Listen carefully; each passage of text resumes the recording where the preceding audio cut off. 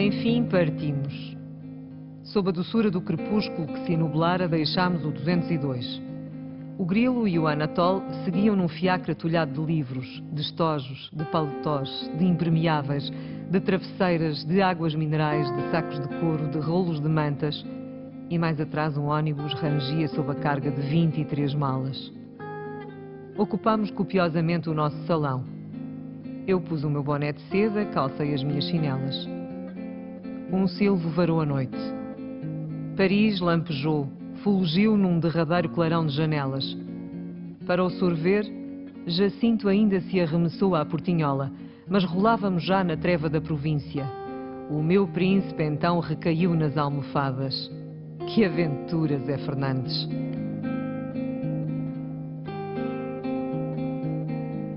Doutor Noronha Nascimento, estamos numa das salas de jantar do Grêmio Literário, onde por várias vezes o grupo dos Vencidos da Vida se terá reunido. Essa de Queiroz pertenceu tardiamente a este grupo, a que eles chamavam grupo jantante. E Oliveira Martins deu-lhes o nome de Vencidos da Vida, exatamente porque eles abdicavam dos seus sonhos de juventude. Vamos falar sobre a cidade e as terras dessa de Queiroz, que de alguma maneira lhe faz lembrar com certeza também os seus sonhos de infância.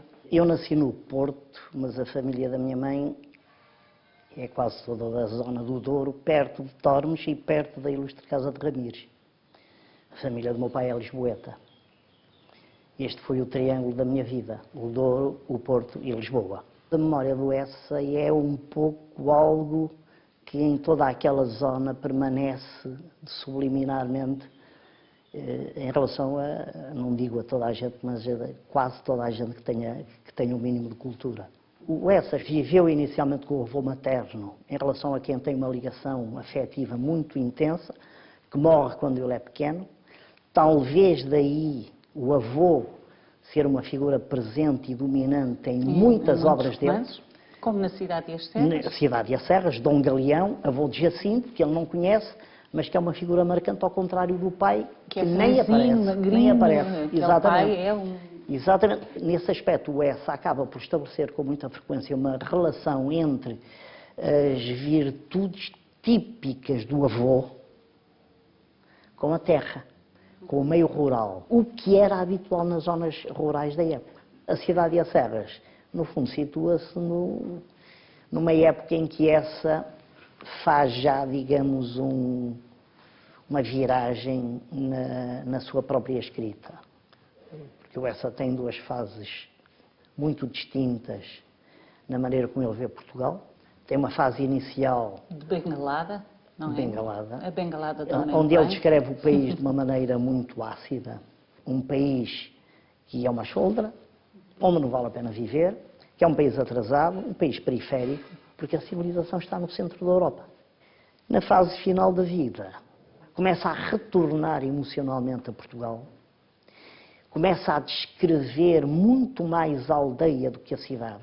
Vamos imaginar que chegamos com Zé Fernandes, com o seu grande amigo Jacinto, a Tormes. Jacinto vem para o translado dos ossos do seu avô e, quando chegam à estação, não há bagagens, não há nada, só há a roupa que têm no corpo e, para o Jacinto, uma bengala. Dirigem-se para Tormes e comem uma canjinha que rescendia, um arroz de favas, enfim, tudo isso. Hoje, quem chega a Tormes poderá ter esta ideia de que, de alguma maneira, chega a um paraíso? Por um lado pode, porque aquilo é muito bonito. O arroz de favas, o frango alourado, ainda pode encontrar exatamente esse tipo de gastronomia.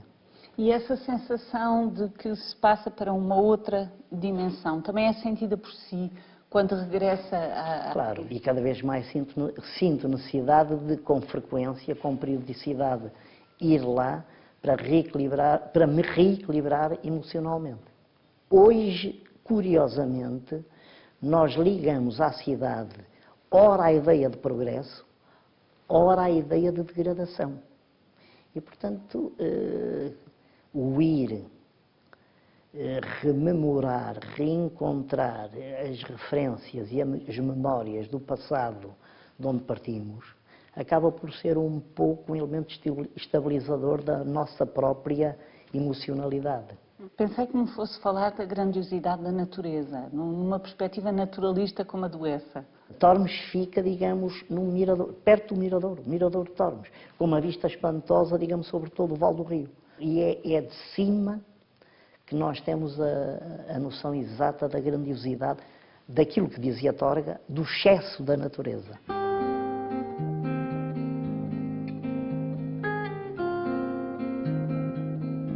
Sacudi violentamente Jacinto. Acorda, homem, que estás na tua terra. Ele desembrulhou os pés do meu paletó, cofiou o bigode e veio sem pressa à vidraça que eu abrira conhecer a sua terra. Então é Portugal, hein? Cheira bem. Está claro que cheira bem, animal. A sineta tilintou languidamente e o comboio deslizou, com descanso, assobiando e gozando a beleza da terra e do céu.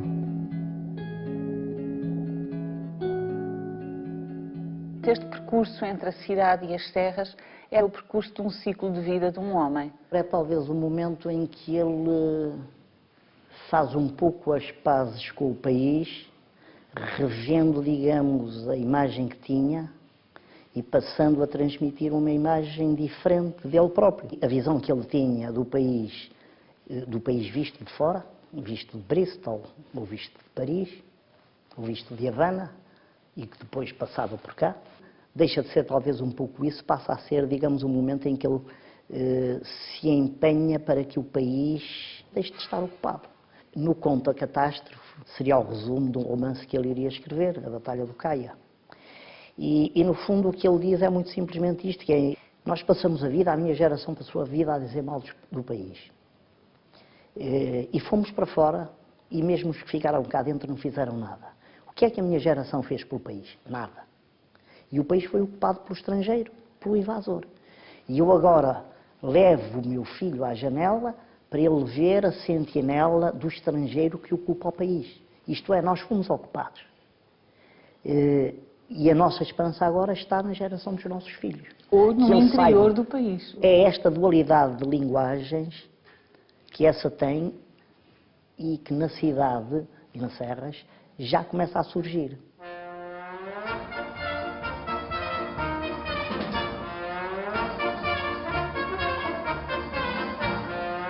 A ideia de civilização para Jacinto não se separava da imagem de uma enorme cidade com todos os seus vastos órgãos funcionando poderosamente. Nem este meu supercivilizado amigo compreendia que, longe de armazéns servidos por 3.000 caixeiros e de fábricas fumegando com ânsia, inventando com ânsia, e de fundas milhas de ruas cortadas por baixo e por cima de fios de telégrafos, de fios de telefones, de canos de gases, de canos de fezes e de 2 milhões de uma vaga humanidade fervilhando a ofegar, o homem do século XIX pudesse saborear plenamente a delícia de viver.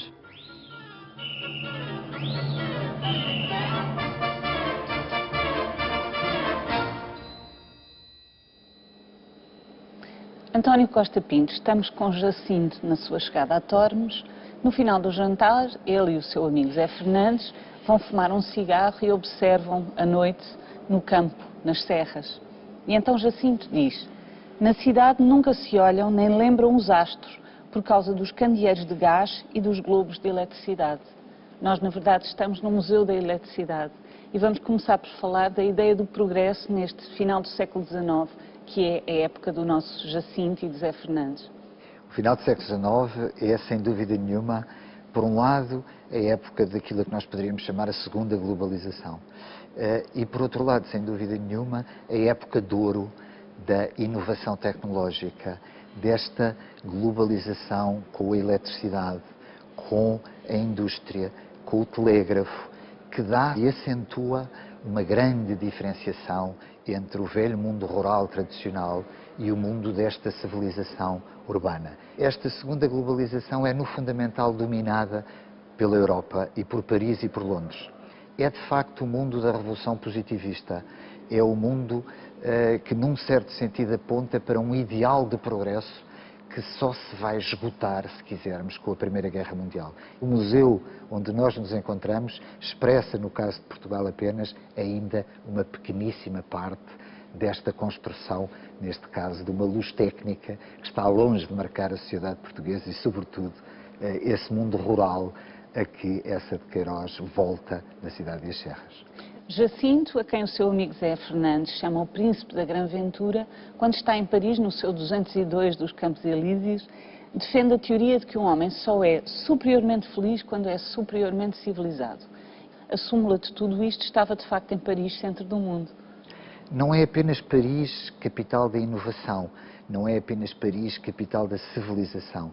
É também Paris, apesar de tudo, capital daquilo que nós poderíamos chamar uma democratização muito marcante a finais do século XIX, do consumo da cultura, das regras de etiqueta, da gastronomia, da arte, mas também das esperanças, das desilusões e do pensar, a mudança social, a emergência da classe operária, os ideais de justiça social. E é aí, evidentemente, que uma bela parte da intelectualidade portuguesa em finais do século XIX pensa este Portugal, pensa o Portugal da rutinização dos procedimentos da monarquia constitucional, pensa, apesar de tudo, um Portugal pacífico, mas pensa também esse Portugal com grandes dificuldades e com grande contraste entre essa Lisboa, que num certo sentido representa a mini Paris provinciana e, evidentemente, essa idealização do mundo rural, por contraste, sobretudo, em relação ao cinismo, à dificuldade, à dúvida, à pouca naturalidade, à hipocrisia deste mundo urbano, representado, evidentemente, por Paris.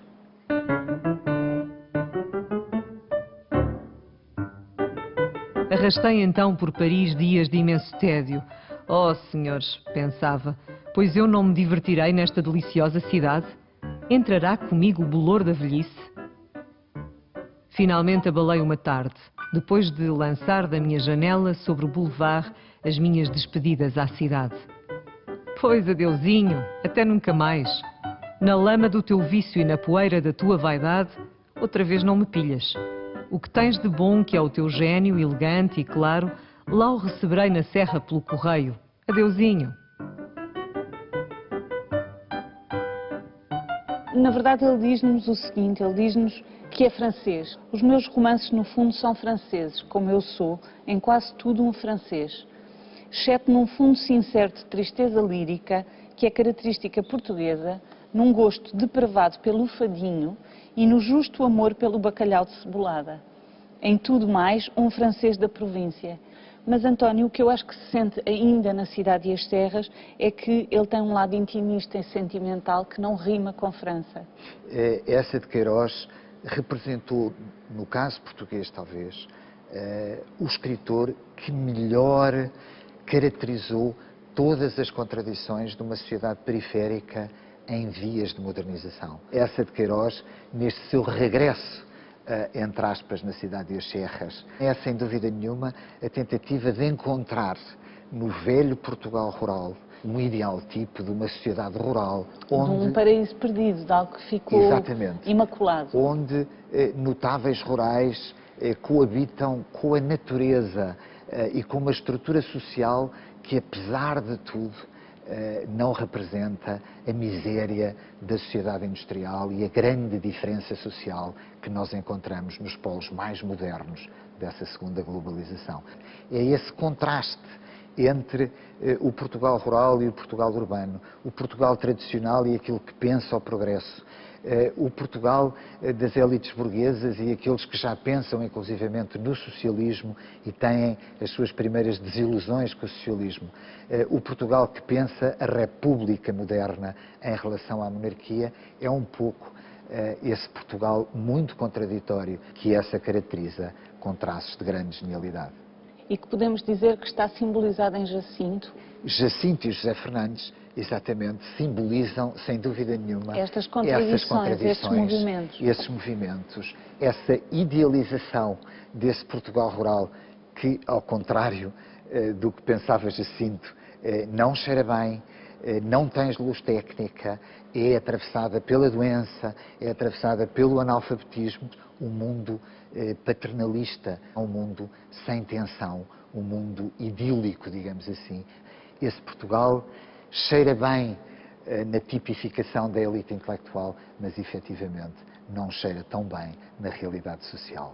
A Cidade das Serras é um ajuste de contas com o chamado Portugal eterno, que vem praticamente desde a ideal tipificação. É o Portugal mítico, aparece do o Portugal sebastianismo mítico. também na Cidade das Serras. E, portanto, o regresso a esse Portugal profundo que se encontra entre Tormes e o norte do país, na base da nacionalidade e daquilo que são as características fundamentais de Portugal, tal como eles foram pensados pelas elites ao longo do século XIX. António Costa Pinto, nós e a Cidade e as Serras dessa de Queiroz, numa palavra. Uma sociedade rural que desapareceu e que é hoje, no fundamental, um museu.